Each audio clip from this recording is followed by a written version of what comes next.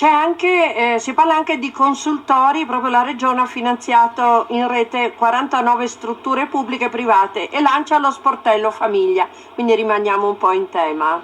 Quindi sì, sempre sociale, quindi sì. sempre investimenti sul sociale, ci siamo presi un impegno, cerchiamo di portarlo avanti, nonostante le ristrettezze dei fondi, nonostante le bugie da Roma continuino ad arrivare sui territori, tipo quella di dire ma alle regioni abbiamo dato 1 miliardo di euro in più nella sanità. È assolutamente vero, però poi dovresti dire virgola e gli abbiamo dato competenze in più per 2 miliardi di euro, poi vuol dire che uno contro 2 noi abbiamo 1 miliardo in meno.